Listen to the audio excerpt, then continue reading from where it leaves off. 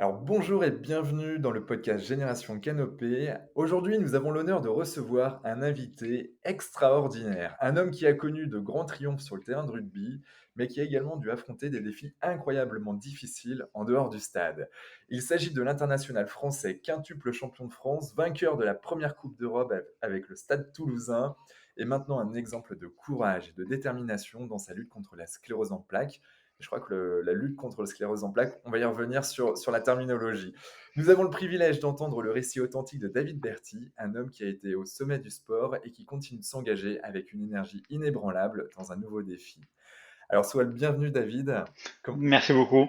comment te sens-tu là? Très bien, un peu nerveux, mais bon, ça va. Comme d'habitude, après, une fois que ça sera lancé, ça ira beaucoup mieux. Exactement. Bon, sans plus attendre, qui es-tu, David, vu par David? Alors, David Berty, j'ai 53 ans, je suis né à Toulouse, je suis papa de deux filles, 19 et 24 ans. Toutes les deux sont volleyeuses, Ok. jouent au volleyball. Ensuite, je travaille au sein d'une mutuelle à Toulouse. Je sais pas si je peux dire le nom. Si tu veux, tu... Donc c'est Rempart Mutuelle depuis 7 ans. Ouais.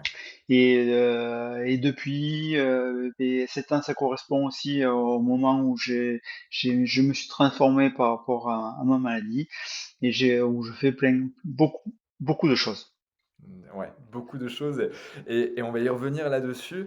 Hem, est-ce que tu peux nous parler de tes débuts peut-être au rugby et des moments les plus mémorables de ta carrière? Oh, alors, Il y en a eu beaucoup. il y en a eu beaucoup, il y en a eu beaucoup.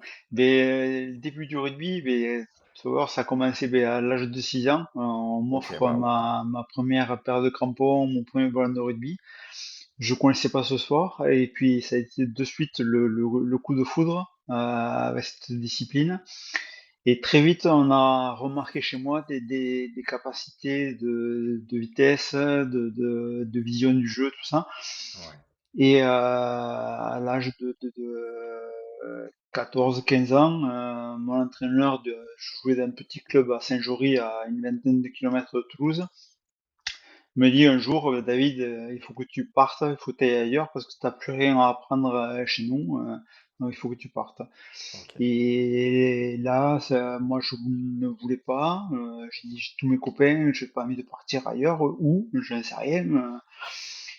Puis c'est passé, mai 85, le Stade Toulousain était en finale du championnat de France face à Toulon. OK. Et mes 15 ans approchent, mon père m'invite à aller voir ce match. OK. Et ce match-là, alors je sais pas, c'est la finale qu'il fallait pas louper, qui s'est jouée après des prolongations, qui ont vu la victoire du Stade Toulousain. Et moi, de voir ce match et de voir les joueurs soulever le bouclier, faire le tour d'honneur, tout ça, ben, comme tous les gamins qui étaient dans les tribunes ou devant leur télé, j'ai dit un jour je veux fouler ce terrain, je veux remporter ce bouclier. Ouais. Mmh. Et Tu puis 15 ans là, c'est ça, hein? Tu j'ai 15 15 ans, ans? j'ai OK. 15 ans. Et puis l'année suivante, surprise, mes parents reçoivent un coup de téléphone du Stade Toulousain. Donc je suis un cadet, je joue en cadet, OK. et reçoivant un coup de téléphone du Stade Toulousain, ils veulent que j'aille jouer pour le Stade Toulousain. Donc OK. grosse peur. Ouais. Puis c'est parti. L'année suivante, donc je joue en cadet, on gagne des titres, on atteint la finale du championnat de France, on la perd, Trop bien. mais on est en finale. Ouais. Et donc le rêve commence. L'année suivante, je monte en junior, on est champion de France en junior. On commence déjà à me faire quelques apparitions en équipe première, où là, moi le gamin, je rentre dans le vestiaire où je suis assis à côté de toutes mes stars, Charvet, Ouais. Bonneval, Codorniou, Noves, Oh là Mazet, là. Sigagna, Yannick, c'est ça que je voyais, que j'ai vu lever le bouclier, et voilà, je me retrouve avec eux. Génial. Et l'année suivante, eh bien, on commence à me faire jouer un match, deux matchs, trois matchs avec l'équipe première. Et je fais toute la saison avec eux. Et mai 89, on se retrouve en finale. face à Mmh. Toulon, au Parc des Princes. Donc quand je rentre sur ce terrain, la première chose que j'ai fait, je regardais le gamin qui était assis en haut dans les tribunes et j'ai dit ça y est, maintenant tu y es, maintenant il faut ramener le bouclier. Et puis là c'est parti, des titres, des sélections en équipe de France, des victoires, des défaites qui ont fait mal, mais bon, qui servent pour après. Et ouais. Et ça sert aussi. Les défaites, on apprend aussi de ça. Et voilà, ça a été de belles années, de belles carrières jusqu'en 97. Où en OK. 97, des problèmes physiques sont apparus. OK. Comme Que- quoi, par exemple, quels sont ces premiers Le problèmes? premier, le premier, c'est une névrite optique. Un œil, je voyais plus rien. Je voyais D'accord, plus OK. le ballon arriver, je voyais pas les gens, comment ils étaient positionnés sur le terrain, c'était un gros brouillard. Un brouillard, Du j'étais jour au lendemain comme ça? du jour au lendemain. OK. Du jour au lendemain, puis ça a duré pendant un petit moment, puis la vue est revenue, donc je me OK. suis pas posé de questions, j'avais passé des examens, bon, on m'avait rien trouvé de grave, la vue revient, je rejoue, moi je me posais pas de questions, je dis moi je voulais être sur le terrain, je voulais jouer. OK. Donc, je peux jouer. Feu. Allez, c'est parti. Et puis, la saison se termine. Dans l'intersaison, je commence à me préparer pour la nouvelle saison. Et Mmh. là, chaque fois que je cours, je fais 2 tours de terrain. Je suis fatigué comme si j'en avais fait 30. Mmh. Je fais des fractionnés. J'ai les jambes qui accrochent le sol, que je tombe tout seul parfois. OK. J'arrive pas à courir. Donc je me pose pas de questions, je dis que je suis fatigué, il faut que je me repose, ça ira mieux en début de saison. Et puis OK. en début de saison, c'était pareil. J'ai collectionné des fractures, des problèmes, déchirures, tout ça, qui m'ont fait changer de club, puisque plus performant sur le terrain, on ne te veut plus, Ouais. donc tu pars. Et chaque année, c'était pareil. Même constat, le même résultat.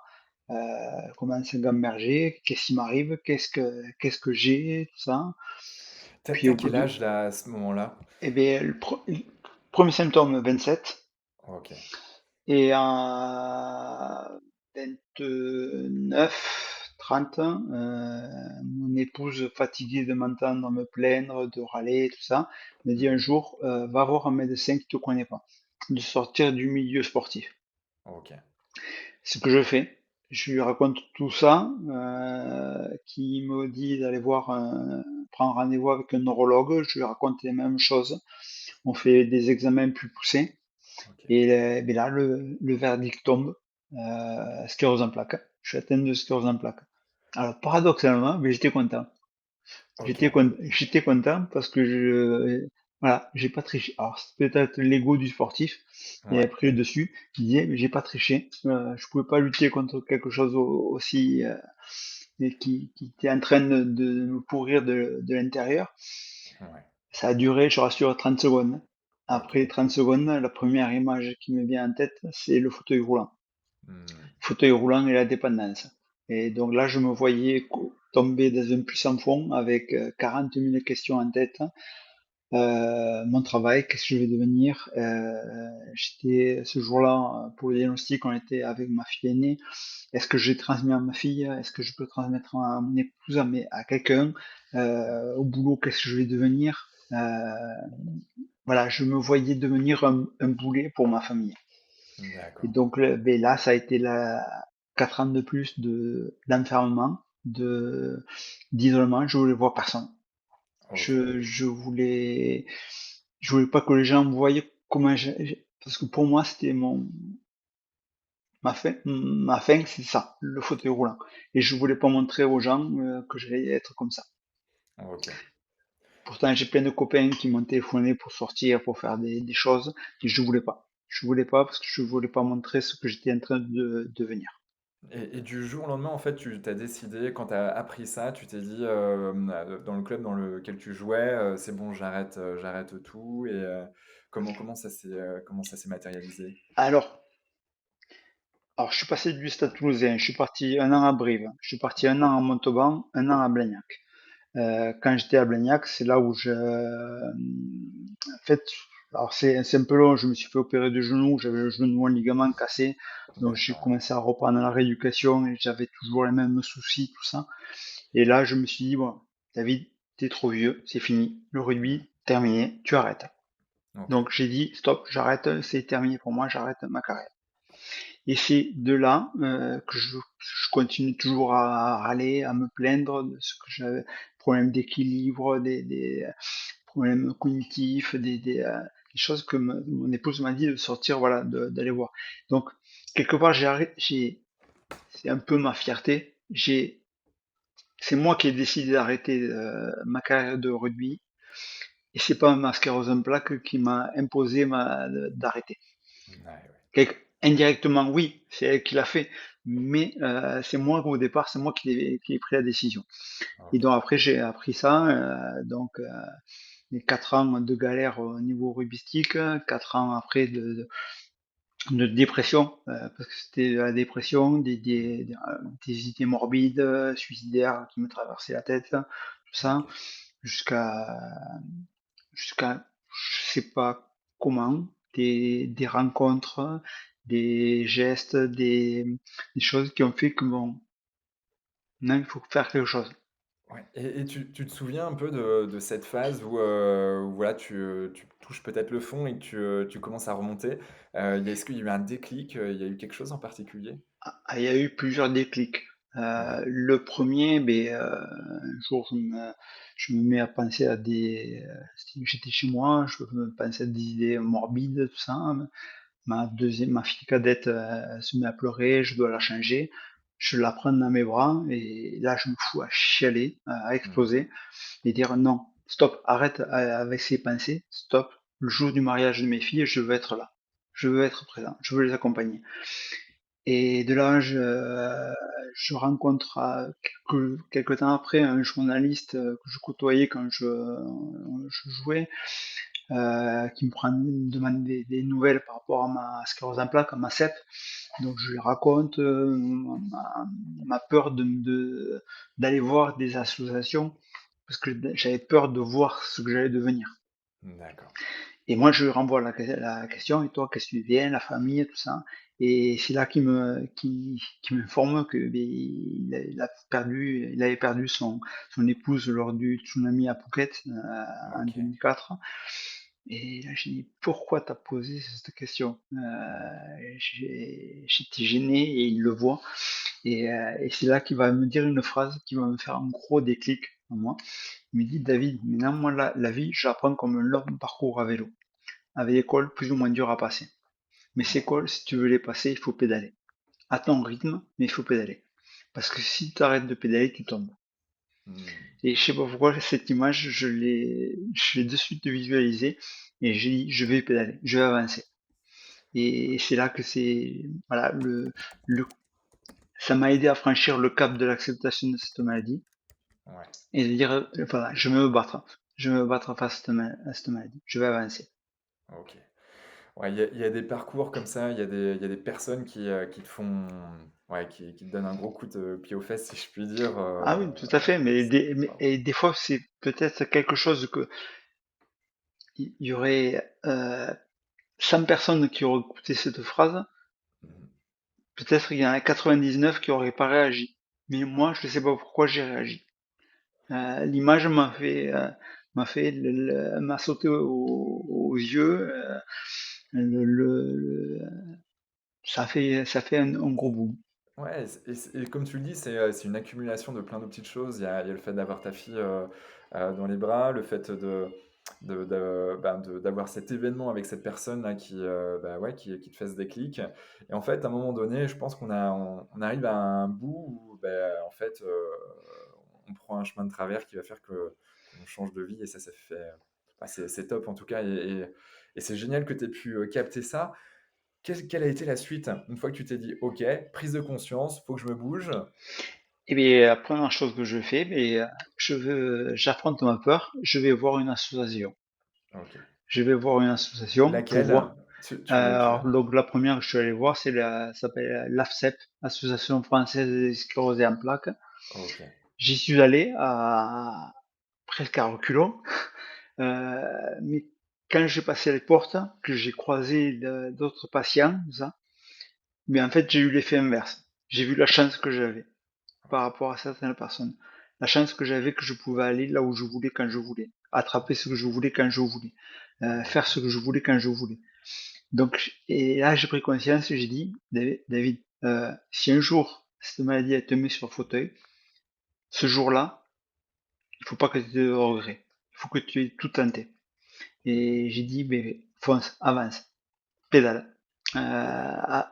Avance à ton rythme, parce que s'il y avait quelqu'un qui avait ton parcours derrière toi, cette personne-là, elle le ferait. Alors toi, fais-le. N'attends pas que sois acteur de ta vie. Sois acteur de ta Mmh. vie et non spectateur. Donc là, c'est parti, soutenir une association, renouer des liens avec le milieu du rugby, alors que j'avais fermé toutes les portes. Je Ouais. croyais que j'allais me retrouver enfin, des portes qui se referment, mais là, non, toutes les portes sont rouvertes. J'ai eu un soutien inimaginable, notamment de la Fédération française de rugby, alors que je j'étais pas, j'ai jamais fait la Coupe du Monde, j'ai jamais fait le tournoi à destination, donc je pensais pas que avoir droit à un accueil comme ça. Et donc Tu ça m'a quand même montré que gagné j'étais 5 sur fois le bon la chemin. tu quand même gagné 5 fois le bouclier de Brennus et puis Oui, une fois la coupe d'Europe, hein. oui, C'est pas oui. rien. Mais c'est parti de là. Donc au fur et à mesure, faire des coups d'envoi fictifs pour l'association, utiliser tous les moyens qui se présentent à moi pour faire parler de la sclérose en plaques, hein. Un jour, je vois des copains écrire des livres et je dis après tout, j'ai quelque chose à raconter moi aussi, je pourrais en parler, mais j'ai pas le même parcours qu'eux. Donc je Mmh. dis ça marchera pas. Puis poussé encore par mes filles indirectement, et puis un neurologue un jour qui va me dire, je lui parle de ce éventuel projet, et il me dit, mais David, si, fais-le, fonce, parce que ce que tu vas dire dans ton livre, nous on le dit tous les jours à nos patients. Et Mais le ouais. problème, c'est qu'il y a la barrière médecin-patient. Là, tu vas dire les mêmes choses avec tes mots à toi, et il y aura plus de barrière. Ce sera de patient à patient. Et j'ai Mmh. dit, allez, feu. Je l'ai fait, donc en Rien ne 2012, vaut la j'ai vie. sorti, voilà, rien ne vaut la vie. J'ai sorti ce livre, et puis ça a été vraiment, je crois qu'il y a eu un bon accueil, une belle expérience, qui, au bout de quelques jours, j'ai retrouvé la personne qui m'avait aidé à faire ce livre. OK. Me dit, David, il va falloir que tu te calmes sur les soirées, les apéros, tout ça, les sorties, parce que t'as pris un peu. Je dis, ah bon, donc, résumé, j'avais grossi. Ouais. Donc, la première chose que je fais le lendemain, je prends la balance, je me pèse, et là, je vois marqué 106 kilos. Et OK. là, j'hallucine, je dis, c'est pas possible, c'est pas moi. Et Pour là, un je vois ailier, ouais, j'étais costaud déjà. Je faisais 96 kilos quand je jouais. OK. Mais là, c'était 106, mais pas de muscles, rien du tout. OK. Donc, j'ai dit, là, il faut, tu, tant pis, tu passes outre l'avis des médecins, de ta sclérose en plaques. Il faut que tu essayes de refaire du sport. Mmh. Donc, j'ai essayé plein de sports. OK. Alors, ce que je pouvais avec mes jambes, du yoga, tai chi, la natation, de la salle musculation, du basket, du foot en salle, du vélo. Euh, J'étais content au début parce que je faisais quelque chose, je revenais du sport, Ouais. mais il manquait quelque chose. Au bout de- Il manquait quelque chose et puis je faisais tout ça, je le faisais comme je faisais le sport avant. C'est-à-dire D'accord. aller vite, fort, lourd, et j'arrivais pas, et je galérais, et ça Ouais. m'énervait. Et donc je changeais chaque fois de sport, je reprenais tout ça. Puis un jour, je me suis posé, je me dis, David, stop, t'as une sclérose en plaques, tu Ouais. peux plus faire comme avant. Mmh. Donc là, il faut que tu repartes à zéro. Là, l'ego du sportif en prend une claque. Ouais. Tu dis non, tu repars à zéro. Donc de partir dans une salle et partir rien qu'avec une barre vide, sans poids, sans rien, ça fait Mmh. mal. Ouais, Ça fait mal. L'ego, il en prend un coup, mais il faut passer par là. ouais. Donc un jour, mais je croise une personne qui vient me voir et me dit qu'il a créé un club de rugby à 13 fauteuils et qu'il m'invite à venir voir et même essayer. Et j'ai dit chouette, retoucher un ballon de rugby, un régal. Moi qui croyais que c'était terminé, j'allais plus en retoucher. Mais après il y avait le deuxième mot fauteuil. Et là je le regarde, je lui dis non, ça fait 4 ans que je vivais avec le fantôme du fauteuil dans ma tête, je commence à me l'enlever. Et toi tu veux que j'aille me mettre les fesses dedans? Non, je peux pas. Mmh. Il insiste, et heureusement, un jour j'ai plus d'excuses, donc j'ai dit que je vais venir voir. Et ce jour-là, d'arriver sur le parking, devant le gymnase, je suis dans la voiture et je dis, mais qu'est-ce que tu fous ici? Tu vas avoir des gens tristes qui bougent pas, qui essaient tant bien que mal de jouer au rugby. Tu as dit que tu veux venir, t'y vas. Mmh. Je passe à la porte du gymnase, j'entends des cris, des rires, tout ça.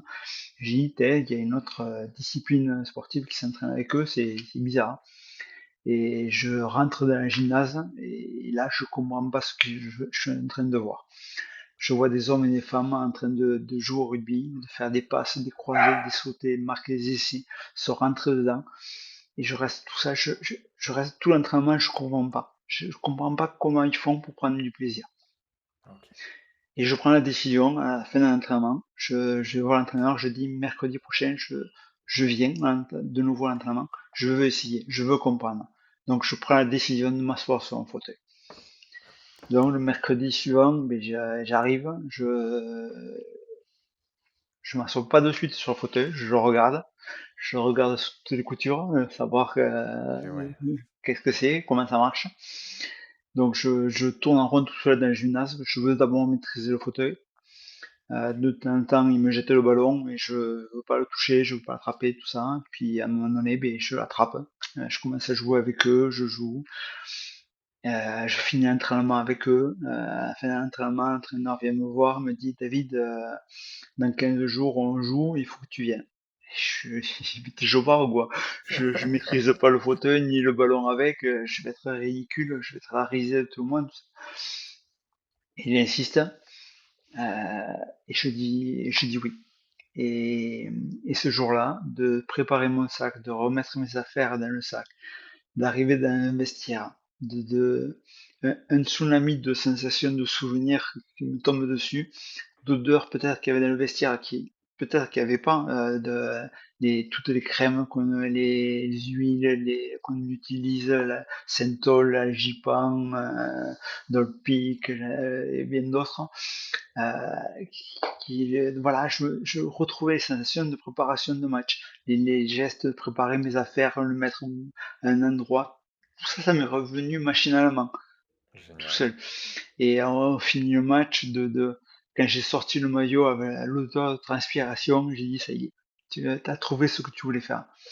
Mmh. Et dans le premier temps, ça a été le loisir, un loisir. Puis petit à petit, l'esprit de compétition est revenu. J'avais envie de gagner. Euh, j'ai appris qu'il y avait un titre de champion de France. J'ai dit pourquoi pas d'être de nouveau champion de France. Il y avait une équipe de France, pourquoi pas rejouer en équipe de France.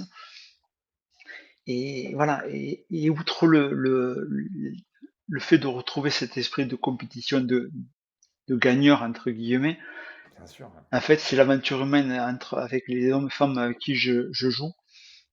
Qui sont là parce que suite à des accidents de la vie, à des accidents de la route, circulation, tout ça, se retrouvent aussi en fauteuil ou à amputé ou avec des problèmes. Mais ces personnes-là, le mur qui m'était tombé devant les yeux quand on m'a diagnostiqué la sclérose en plaques, hein, où je voyais plus mon avenir, je voyais plus ce que j'allais devenir, tout ça. Mais ce mur, toutes ces personnes, ces murs, ils me l'ont fait tomber. En fait, ils m'ont OK. montré qu'il y avait plein de nouvelles voies, directions qui s'offrent à moi, plein de choses à découvrir et plein d'expériences à vivre.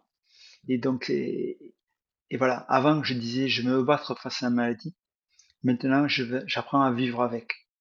Ouais. Je lutte Ça pas contre elle. et ça, c'est super fort. On en parlait, hein, en amont de ce podcast, mais c'est vrai que de passer d'un combattant et de lutter contre quelque chose à quelque chose, c'est là et il faut savoir vivre avec. Un peu comme, comme les émotions qui nous traversent dans des moments très difficiles. Bon, ben voilà, voilà, c'est faut vivre avec. Mais comment on fait pour mieux vivre avec? Et d'ailleurs, la question que je te pose, c'est comment on fait pour mieux vivre avec? Comment on arrive à Alors, switcher? je ne cache pas que c'est pas tout rose tous les jours. Ouais, J'ai des soucis quand même, j'ai toujours des petits problèmes. Alors, est-ce que c'est ma sclérose en plaques? J'en sais rien. Je suis humain aussi, j'ai d'autres problèmes bien ailleurs. sûr, évidemment. Mais ces problèmes-là, je sais que ça passe. Faut que ça passe. Il y a, il y a, il y a beaucoup plus grave. Il y a beaucoup plus grave. Je prête pas une attention, c'est pas une priorité pour moi. Ces problèmes, je sais que ça va passer. Comme on dit, après l'orage, il y a toujours le soleil. Voilà, donc c'est C'est un clair. petit peu mon truc. Je veux dire, bon, quand ça va pas, quand des fois j'ai des névralgies faciales à me taper la tête contre le mur, ben, j'accepte, je vais souffrir pendant un petit moment, je l'accepte. Et après, ça ira beaucoup mieux. Ça passera. Mmh. Donc, voilà, je suis où j'accepte qu'il faut souffrir, j'accepte qu'il faut mettre un genou, des fois tomber, repartir à zéro, mettre un genou à terre. Je le sais. Tout ça, ça doit arriver. La vie, elle est pas rose. C'est, comme on dit, la vie, c'est pas qu'une une route plate, hein. Il y a des Ouais. cols plus ou moins durs à passer. Et ces cols, pour les passer, mais il faut pédaler. Mais il faut pédaler et il faut pas s'arrêter. En tout cas, on a le droit de faire des petites pauses quand même de temps en temps mais continuer d'avancer et de pédaler. Tu quand c'est comme ça, est-ce que toi tu fais, je sais pas, de la cohérence cardiaque? Est-ce que tu fais de la méditation? Est-ce que tu fais une activité particulière quand tu as des problématiques, voilà, où ça fait Alors, mal ou? non, moi, je fais beaucoup de sport. OK. J'essaye de faire beaucoup de sport. Moi, c'est ça, c'est faire du sport. Pendant que je fais ça, je pense pas à autre chose. Mmh. Euh, donc, je suis fatigué, je souffre, mais je sais pourquoi je suis fatigué et je sais pourquoi je souffre. Après, la méditation, j'en ai fait, mais j'ai pas accroché. OK. Yoga, j'ai fait, mais j'ai pas accroché non plus. Euh, Moi, il faut que ça pulse, il faut que ça bouge, il faut, voilà, Faut que ça je me envoie, ouais. paraisse. Voilà. Et en quoi, selon toi, ce que tu as pu apprendre en tant que sportif de niveau te sert aujourd'hui, justement vis-à-vis de cette, maladie, de cette, construction, de cette, suite de la vie? Et un peu, ça rejoint un petit peu ce que j'ai dit, mais il faut accepter de perdre, de tomber, que des fois, il y a des saisons où il y a rien qui marche, hein. Ouais, Une saison, mais tout va réussir. Euh, une saison, on est au bord de la relégation. L'autre saison, on est champion. Donc, chaque jour, chaque mois, chaque année, c'est différent, c'est autre chose. Euh, Après, ne pas se regarder, voilà, dans un an, je veux faire ça, je veux faire. Non, je mets pas d'objectif. Euh, je fais au fur et à mesure ce qui se présente devant moi. Si on ouais. me propose de faire, comme on m'a proposé de faire le Kilimanjaro, le jour où on me l'a proposé, je dis, mais ça va pas être, je ne pourrai jamais. Et puis, mais, entre une chose et une autre, je dis, pourquoi pas? Et ouais.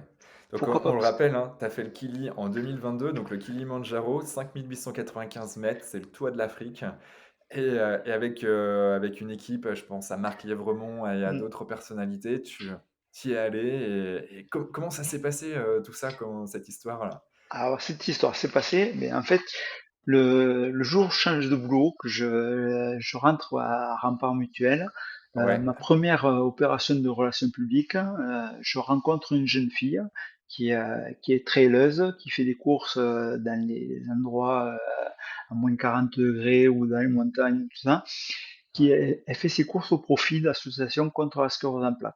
Donc le OK. lien est passé, on a sympathisé, tout ça.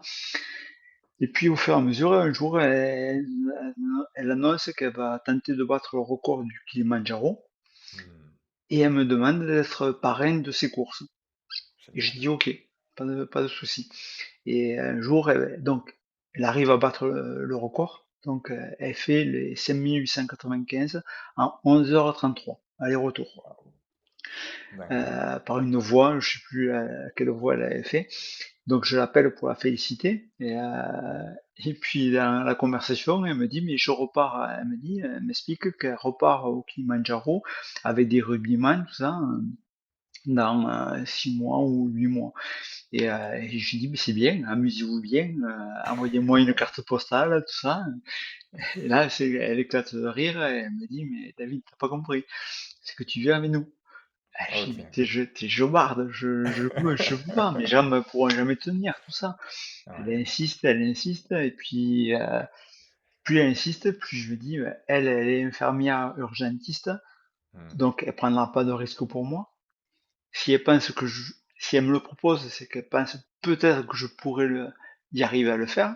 Et ouais. Le faire avec des copains du rugby, mais ça va être la randonnée pédestre de la maison de retraite des rugbyman. On va s'amuser, on va s'éclater. Bah, ouais.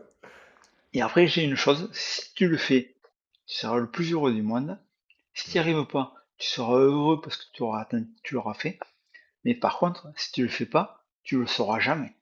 Ouais, Et je dis, le seul moyen de le savoir, faut y aller. faut y aller. Et je suis parti, on est parti, on était 15. Ouais. Vanessa avait formé Vanessa Morales qui a organisé tout ça, avait formé Ouais. une équipe de 15 personnes. Donc il y avait la moitié rugbyman, l'autre moitié c'était des personnes donc d'univers différents. OK.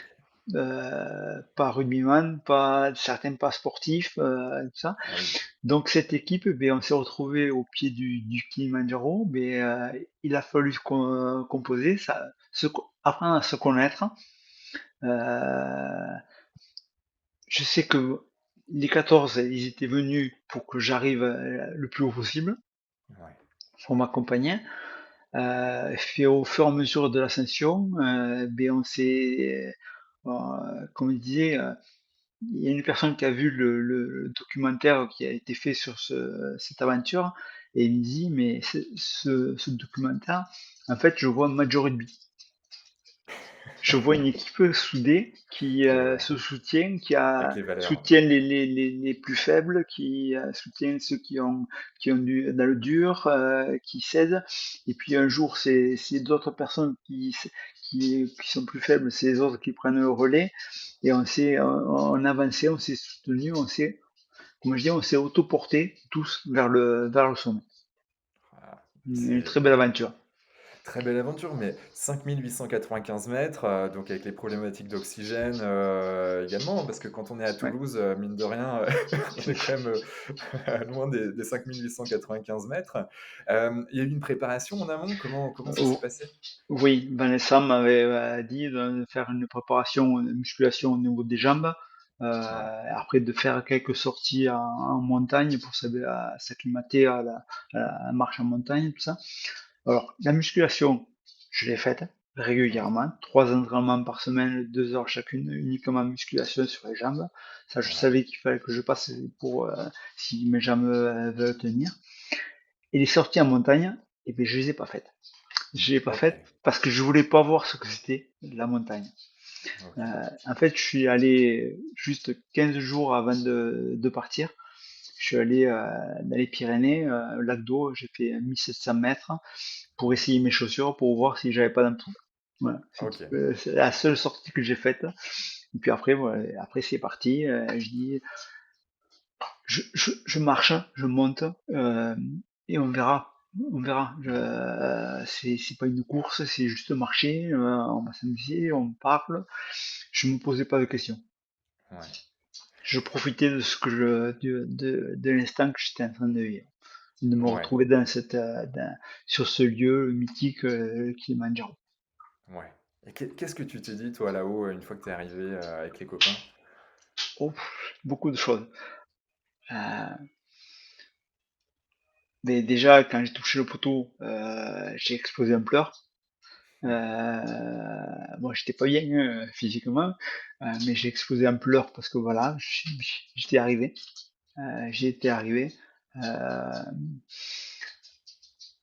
Après, je me relève, je vois que tous les 15, on est là, tous. Euh, voilà, on sait tout. Voilà, ravis de tous être là. Ouais, Et puis c'est après, ben, dire, ben, voilà, finalement, hein, quand tu penses que non, tu peux pas le faire, en fait, si, tu peux le faire. ouais, Tu peux y arriver. Il suffit faut se lancer. Après, tu y arrives, tant mieux. Tu n'y arrives pas, c'est pas grave. Tu auras essayé. ouais. Ouais, ouais. Et comme tu l'as très bien dit tout à l'heure, en effet, vaut mieux, en gros, essayer, et même si on n'arrive pas, c'est pas grave, au moins on aura essayé, parce que si on ne le fait pas, ben, en fait, on ne sait pas si on aurait pu On le ne sait faire. pas. On ne saura jamais. Et ouais, Et on aura toujours le regret dans la tête de savoir est-ce que je l'aurais fait ou pas. et ouais, ça, pas de débat, pas de Hmm. débat. D'autres défis de prévus prochainement? Eh bien, sûrement, oui. Après le Kilimanjaro, j'ai fait une sortie en vélo Toulouse-7. Il y avait 287 km en vélo par le bord du canal. Ok, ben ouais, le canal du Ça a Midi, bien été, sûr. ouais, Canal Midi, ça a été un peu dur. Après, j'ai fait, au mois d'août, là, j'ai fait un biathlon Ok, dans l'océan, course nage dans l'océan. Euh, Faut savoir que je nage comme un caillou. d'accord. Euh, donc j'ai eu un mois et demi pour essayer d'apprendre à nager. Ah ouais, Ça a été dur. ouais, J'ai flippé sur le moment. Parce qu'en plus, ce jour-là, il y avait des vagues, mais c'était à faire peur pour tout le monde. d'accord, ouais. Mais j'ai terminé. Mais pareil, voilà, ça a été encore une aventure quand la copine, c'est une copine qui me l'a proposé. J'ai dit non au départ. Et puis j'ai dit pourquoi pas, on va voir, on verra bien. Ouais, Et génial. puis quand je suis arrivé sur place, j'ai dit non, maintenant je finis, je termine. Je l'ai fait. Ok, Et là, je l'ai fait. Et là, j'aimerais que l'année prochaine le refaire, mais dans l'objectif de ne pas être dernier. J'ai fini d'accord. dernier, on l'a fait en 2 heures et demie. Et tu l'as terminé. Mais ouais, j'ai terminé. Waouh, J'ai terminé. génial. Donc il Génial. y aura C'est où d'autres cette choses. course? Elle est où À cette course? Biarritz, à Ah, Biarritz. c'est à Biarritz. C'est Ok, la Corrie Guéry, ça d'accord. s'appelle. Ouais, Ouais. et puis il devait y avoir peut-être un peu de courant, quelques bahunes ou. Ah, il y en avait un petit peu. Il y en Je, avait je- même beaucoup. Beaucoup trop. Pour connaître un peu le coin, je me doute. Ouais. Il y en avait Tu beaucoup trop. m'étonnes. Tu m'étonnes, mais bon, ben, on va suivre ça. Et d'ailleurs, c'est vrai que l'équipe, je crois que c'était cette année, en avril 2023, donc bah, montre un peu aussi tes exploits sportifs, et notamment, je reviens sur le fauteuil à 13. Et ça, je trouve ça génial que des journaux comme l'équipe puissent bah, remettre en avant quand même des personnes comme toi, et avec tout ce que vous êtes en train de faire là maintenant, post-carrière, parce que mine de rien, c'est pas rien aussi de passer d'un mode rugbyman haut niveau à un peu une carrière différente en fait par la suite. Oui, c'est vrai que c'est pas beaucoup, mais bon, pour moi, voilà, c'est une manière de renouer avec le milieu du rugby. Moi, au tout début, quand on m'a dit, ouais, mais tu vas jouer à 13, moi, si je vois un ballon ovale qu'il faut aplatir derrière une ligne, faire des passes, faire des croisés, pour moi, c'est du rugby. Ouais, Voilà. Et j'ai eu la chance aussi, voilà, en plus avec ce sport, c'est de vivre une Coupe du Monde. Je ouais. l'ai pas Waouh. vécu à 15, je l'ai vécu à 7, en 93, l'équipe de France. Et là, en 2022 encore, en novembre 2022, j'ai fait la Coupe du Monde de rugby à 13 fauteuils à Londres. Mais Waouh. pareil, c'est jouer. Bon, alors je l'ai fait avec l'équipe d'Espagne. C'est l'équipe de France, je n'avais pas le niveau, mais OK, l'équipe d'Espagne, comme mes grands-parents sont espagnols, possibilité d'intégrer l'équipe d'Espagne. OK.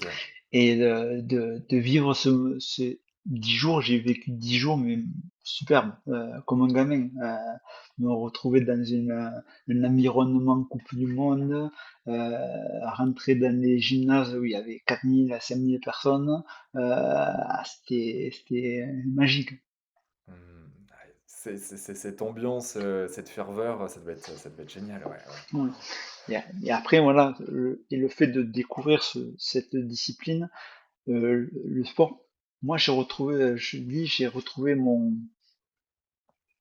traitement un peu de la maladie, c'est le sport.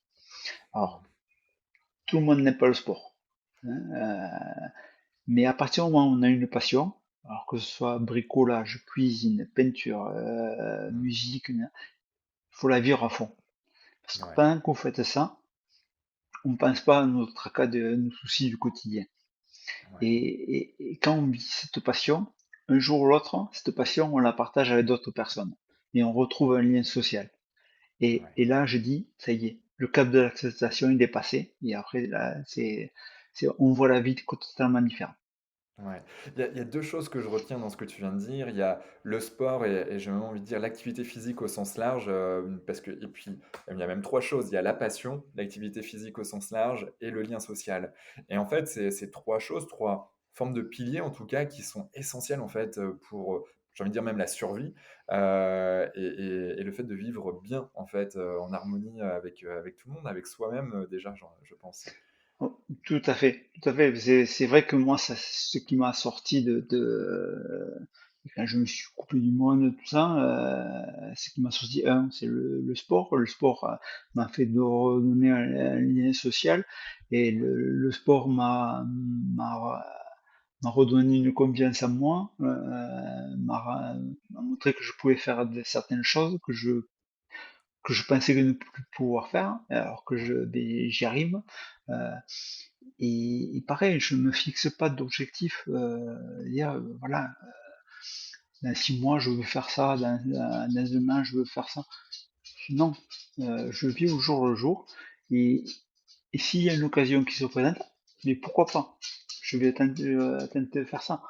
Mais je cherche pas à vivre uniquement pour ça.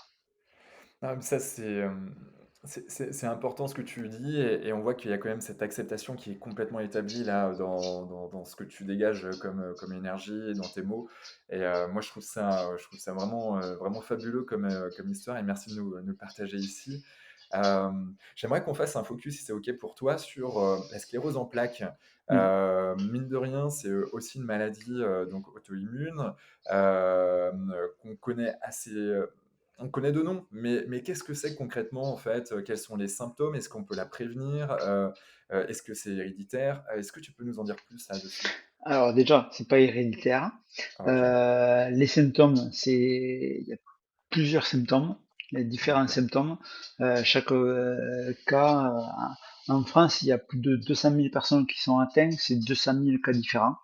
Waouh! Alors, c'est ça aussi la difficulté de cette maladie, c'est que moi, la première fois que je disais que j'ai la sclérose en plaques, la première chose que les gens regardaient, ils me regardaient mes jambes et regardaient si j'avais pas un fauteuil derrière moi. OK. Oui, parce que la plupart des gens, quand on parle sclérose, c'est le fauteuil. C'est Mmh. le fauteuil, donc il faut. Et puis, une maladie handicapante, de suite, il faut qu'il y ait quelque chose de voyant. Il faut qu'on Ouais, voit, c'est et clair. quand on sait que 80% des handicaps sont invisibles, Et oui, ouais, mais tout le monde, de suite, t'as un handicap, il faut qu'il soit voyant. Il manque un membre, il faut qu'il y ait une chaise, il faut qu'il y ait un fauteuil roulant, il faut qu'il y ait une canne, il faut qu'il y ait quelque chose. ouais. Et c'est pas que ça. Euh, Après, la sclérose en plaques, donc c'est une inflammation dégénérative du système nerveux central OK. qui provoque c'est la déménialisation des gaines du système nerveux qui fait que voilà qu'il y a des courts-circuits et les ordres que le cerveau envoie aux muscles ne fonctionnent pas. D'accord.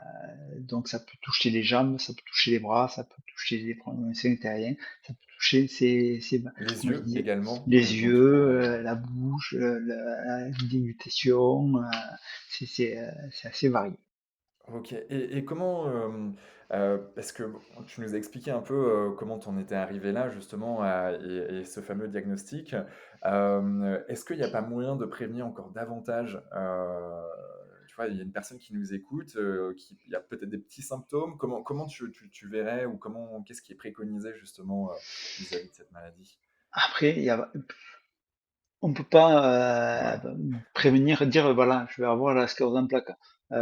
bien sûr. Problème, pareil, au niveau mettre un diagnostic sur la sclérose en plaques, je crois que c'est compliqué parce que il y a plein de symptômes qui sont avant-coureurs qui peuvent être une autre pathologie ou autre chose.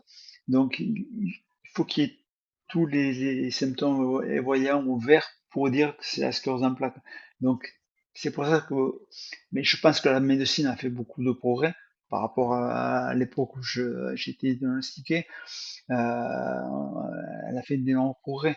Mais maintenant, on arrive à prendre la maladie presque à son démarrage.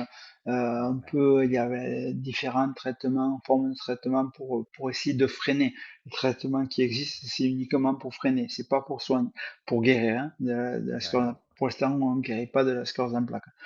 Mais on peut très bien vivre, et, et moi je me surprends, mais je dis même si un jour elle me met sur le fauteuil, mais si elle me met sur le fauteuil, je sais que je vais pouvoir travailler, je sais que je vais pouvoir faire du sport, je sais que je vais pouvoir voyager, je vais pouvoir vivre Ouais. difficilement, mais je vais pouvoir vivre. Différemment, ouais, ouais, ouais, waouh et donc tu parlais justement de thérapie ou quelles sont les thérapies qui existent aujourd'hui, par rapport à la sclérose en plaques? Oh, il y a plusieurs D'accord, thérapies. Alors, alors moi, j'aime pas trop en parler. Parce que depuis 2013, je ne prends plus rien. d'accord. Depuis Je ne 2013? OK, Depuis waouh, 10 ans. 2013, 10 ans, je ne prends plus aucun traitement, rien du tout. Pour moi, en accord avec mon neurologue, bien sûr, on s'est OK, donné un an pour voir comment je réagissais. Et moi, mon traitement, c'est le sport. Le sport, les conférences que je peux faire à droite à gauche, les rencontres avec d'autres patients, des nouveaux diagnostiqués qui apprennent, qui ont la maladie, qui ont été comme moi, au fond du trou, ouais, qui se voient et ne savent pas comment remonter. Et je leur dis, mais, on peut y arriver, petit à ouais, petit, mais on peut y arriver. Euh, Tout doucement, on peut y arriver. Après, les traitements, il y a plusieurs traitements. Je suis pas un spécialiste, un gros spécialiste pour pourrais vous parler de tous les traitements qui peuvent exister. ouais. Mais donc soit c'est ta thérapie, moi je la trouve super intéressante dans le sens où, certes, il y a la thérapie médicamenteuse et pour certaines personnes, c'est ce qu'il faut et c'est Hmm. complètement OK. Et toi, en tant qu'ancien sportif de haut niveau, tu t'es dit: «Bah, le sport, il y a quand même un truc assez, bien ancré chez moi, je vais m'en servir» et que ça fonctionne quelque part. En tout cas, ça te maintient, comme tu es et le lien social aussi, le fait de pouvoir aider.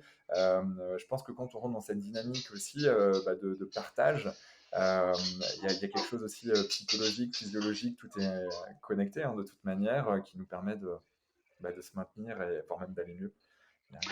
Oui, c'est vrai que quand j'ai décidé le changement de apprendre à vivre avec, d'arrêter le traitement, Ouais, en plus de tout ça, j'ai essayé par exemple la cryothérapie, OK. la photobiomodulation. J'ai essayé C'est des quoi la choses. photobiomodulation? C'est C'est un petit peu le principe de l'image de synthèse. En fait, on est d'accord. sur une table, presque table à bronzer, Ouais. avec des LED au-dessus, avec des différentes couleurs et avec Mmh. différentes fréquences.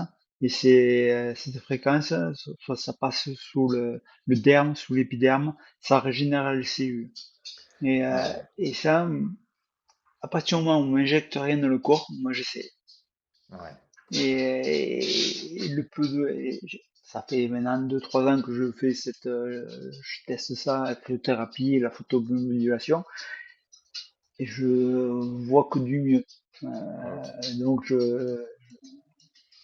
Donc la après, c'est pas le cryothérapie, pro. c'est par le froid. Pour celles et ceux qui ne savaient pas, en effet, tu te mets dans une machine, comment tu fais? Ou tu vas dans un bain de Alors glace? dans une pièce, dans une chambre. Alors, Pièce, excusez-moi, j'ai chambre. ma petite chienne qui, hop, qui me fait se montrer. C'est bien, on l'aura à la caméra, c'est parfait. Voilà. Euh, donc c'est une chambre, je mets en chambre froide, Ouais, courant-tier.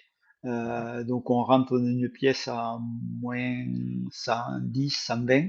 On OK. reste 3 4 minutes en maillot de bain, avec des chaussettes. On protège les, euh, Les les extrémités, membres, les membres, je vais y arriver. Les mains, les pieds, la bouche, la tête, et on y reste. Et ça, moi j'ai l'impression que quand je sors, j'ai un Karcher qui me nettoie de l'intérieur. ah ouais, Ouais. à ce point-là. OK.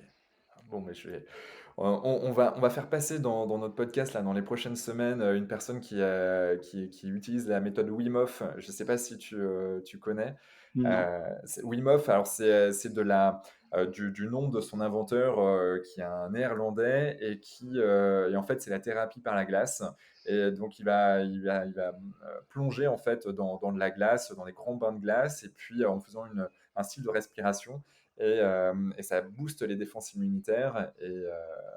Et donc, ouais, aujourd'hui, il y a pas mal de choses qui se mettent en place sur ce créneau. Et d'ailleurs, tous les sportifs de haut niveau, on les voit de plus en plus, foot, hand, rugby, on les voit Tout à fait. dans Hmm. des chambres un peu spéciales, hein. Donc, ok. Bon, mais ça, on va noter et puis on va essayer de tester tout ça. Euh, quel est le rapport tu as avec la spiritualité? Est-ce que c'est quelque chose que ouais, tu as exploré ou pas du tout? Pas du tout. Pas du Pas du tout? tout. Pas du tout. Ok, ça Non. marche. Non, je suis, on dit maître de mon destin. Ça vient de moi. C'est à moi de prendre des décisions, et je cache pas que des fois je pense à des trucs, mais bon, c'est pas mon, j'ai jamais fait, je me suis jamais lancé là-dedans. D'accord. En tout cas, des fois, des pensées peut-être voilà, pour se raccrocher ou... Oui, ouais. des fois on a besoin de s'accrocher à quelque chose, des fois on y pense, bon, justement pour se redonner un peu de courage. Et ouais, ouais, ouais. Non, mais tu prêches un convaincu là-dessus. Euh, Au niveau des amis, de la famille, des couples, tout ça, comment tu arrives toi à trouver ta place dedans? Est-ce que tu arrives à avoir un équilibre?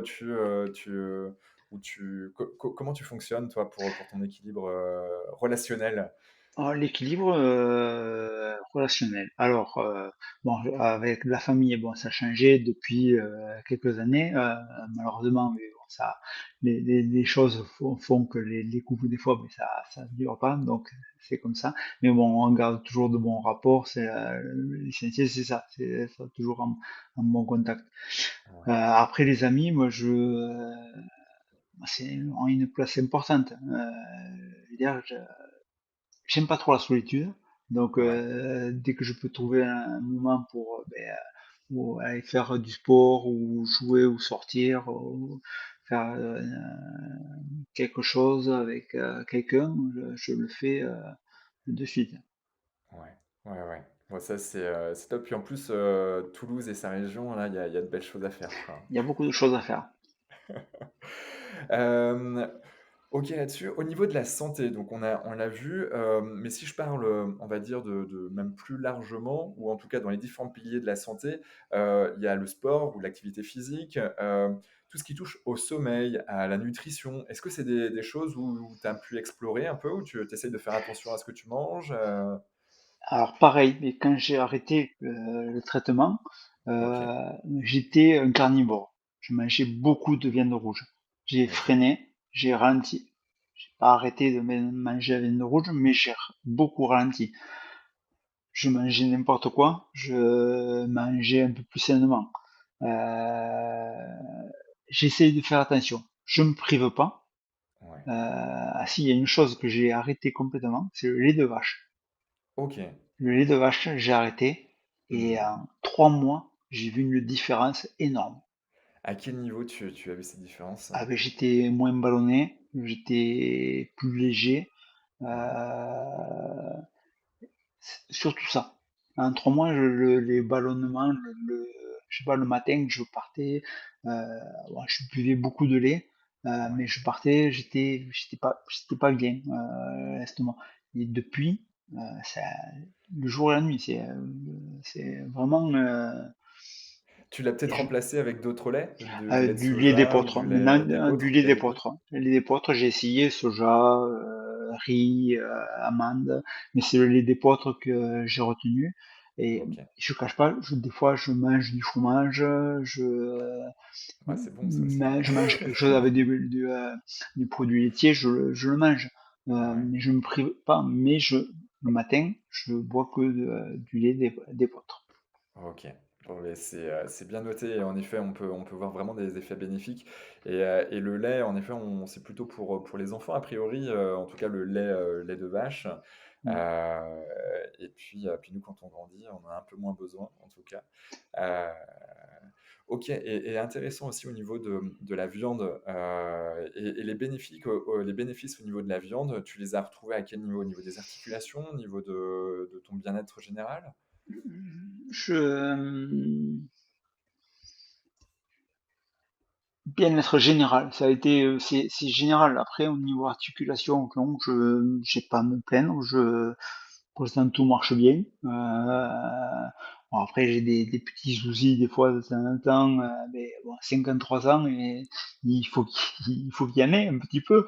Mais je touche du bois. Ouais. Je pense que je suis pas mal quand même pour 53 ans. Non, ça tu l'air de bien te porter en effet. Est-ce que toi tu as une routine particulière, chaque jour? Je sais pas, par exemple, dès le lever, tu fais un truc, ou au coucher? Est-ce que tu as des choses bien particulières dans ta journée? Alors, là, non. Mais à un moment donné, ben pendant une période, juste avant le Kilimandjaro, ben je me Ouais, faisais faire du sport le matin. Je me levais à 5 heures, 5h30. J'allais faire des abdos, du gainage, des pompes, une demi-heure, trois quarts d'heure avant le petit déjeuner, ça. Et, ouais. et là, ça fait un petit moment que je le fais pas et ça me Mmh. manque. Et je le sens. Mmh. Donc à un Ouais. moment donné, un jour, mais il faut que je redémarre. Le plus dur, c'est la première semaine. C'est de démarrer et de commencer. Mais il me tarde que ça arrive. Ouais, ouais, bah, c'est comme pour tout, ouais, il faut lancer, mais une fois que c'est lancé et que la routine commence à Ouais. s'installer, c'est Mm. bon. Est-ce qu'il y a une personne qui t'inspire et que tu aimerais potentiellement écouter ici à notre micro? Qui m'inspire? Ouf. Là, tu me prends au dépourvu. Une personne qui parle français, parce que c'est vrai que nos Ouais. auditeurs, parlent français, mais voilà, est-ce qu'il y a quelqu'un que tu aimerais écouter, qui est vivante, bien évidemment? Ouais. Sportive ou Ce que tu veux, peu importe. là tu me prends au dépourvu. Là, j'ai la tête. Euh, Peut-être dans le monde du sport, il y a quelques, ah oui, dans le monde du sport, moi personnalités. j'ai une personne que moi j'admire, qui a plus c'est mon ami, Émile Tamac. OK, Euh, ah oui. c'est moi tout sa carrière et ce qu'il fait encore plus maintenant, je le bats déjà. Moi, j'aurais aimé et Ouais. je suis heureux d'être ami avec lui, Ouais. qu'il soit mon ami. Mais, Voilà. Mais avec, avec grand plaisir. Bah, du coup, je te demanderai peut-être de mettre en relation avec Émile, pour l'avoir dans le d'accord. podcast si tu veux. Mais ouais, c'est vrai que la famille rugby est belle et il y a vraiment de chouettes valeurs et qui vont au-delà du rugby. Je me souviens, il y a une époque, j'étais ingénieur prévention santé sécurité au travail, dans un grand groupe, d'énergie et je me souviens, il y a une certification qui s'appelle MAS et il y avait quelques rugbyman, qui étaient venus nous parler justement de la santé et de la prévention, dans le monde du rugby et qui peut servir aussi dans le monde de l'entreprise qui était vraiment, assez intéressante là-dessus. Hem Très bien. Quand tu as un petit coup de moins bien, est-ce qu'il y a quelque chose, un gris-gris ou une croyance ou quelqu'un que tu appelles, par exemple, pour te redonner un coup de boost en particulier? Alors vous allez rire, je regarde le 20h. OK, le 20h, Voilà, lequel? le 20h, n'importe lequel, le 20h, quand je vois tout ce qui se passe, je dis, mais t'as une maison, t'as un boulot, t'as les enfants qui vont bien, tes petits soucis, c'est ridicule par rapport à tout ce qui se passe dans le monde, donc avance. Et là, je repars. OK, OK. Aujourd'hui, j'ai l'impression que tu parles moins de performance. La performance, c'est quoi pour toi? Ah, je la cherche pas la performance. Moi, je cherche à m'amuser, à m'éclater, à Ouais, prendre du plaisir. Euh, je gagne, tant mieux, je serai content, je serai heureux. Si je gagne pas, c'est pas grave. au moins tu auras Bon, joué. j'aurais joué, voilà. J'aurais essayé. Tu aurais essayé, en effet. On mettra quoi qu'il arrive dans les liens de l'épisode, tout ce qui touche au niveau de ton livre, au niveau des associations. Aujourd'hui, tu es dans quelles associations? Tu es Ah, dans... Ouais? alors je parle de toutes les associations qui touchent par exemple à la sclérose en plaques, Ouais. l'ARCEP, l'ARCEP, MIPSEP, la Ligue française de la sclérose en Mm. plaques, toutes, parce que alors, pendant un temps, j'étais parrain d'une association Ouais. et j'ai J'ai vu ça. arrêté de parrainer une association parce que je me suis rendu compte comme qu'il y avait des guéguerres d'ego de personnes et que Ouais. quand je voulais faire des choses avec d'autres associations, ils voulaient pas. Et j'ai dit, mais Mm. on est tous dans le même panier. Pourquoi ce... Donc j'ai dit, mais je ne parraine plus d'associations. Je parle de toutes et voilà. D'accord. Bon, bah ça, au moins, c'est dit et c'est un message qui me va bien en tout cas dans notre podcast. Ça fait beaucoup de sens en tout cas pour nous. Si on veut te joindre, est-ce qu'on déjà on le peut? Et si oui, c'est via peut-être quel réseau social? Peut-être LinkedIn? Alors Peut-être... moi j'utilise LinkedIn, Facebook, Ouais, Instagram, ces réseaux que j'utilise justement. Au début, je disais quand même, c'est pour les jeunes, tout ça. Hein. Puis en fait, j'ai retrouvé plein d'amis, plein de copains, qui sont aux quatre coins du monde, tout ça. Ça permet de toucher beaucoup de monde. Et je dis, mais pourquoi ouais. pas s'en servir pour montrer aussi ce qu'on peut faire malgré une sclérose en plaques ou autre. Ouais, ouais, mais ça c'est clair. En tout cas, pareil, dans les notes du podcast, on mettra tous les liens, tes réseaux sociaux pour partager encore plus le message. Est-ce que tu as un dernier mot à dire à nos auditeurs? Il faut pédaler à son rythme, mais pédaler. Hein. Si on s'arrête de pédaler, on tombe ou on chute. Et on peut s'arrêter, on peut poser le pied, mais pour mieux repartir. OK. Bon, ben, en fait, on va pédaler, je crois, hein. On va suivre ton message et en tout cas, merci infiniment, David, pour ton partage. Et puis, bah, à toutes celles et ceux qui nous écoutent, si vous voulez, contacter, David, eh ben, regardez les notes du podcast, il y a tout ce qu'il vous faut là-dessus. Allez-y, lire justement le livre de David. Franchement, ça, c'est hyper important aussi. Rien ne vaut la vie, on le rappelle. Et puis, ben, à très bientôt pour un nouvel épisode et peut-être avec Émile Tamac dans ces cas-là, dans les prochaines semaines, les D'accord. prochains mois.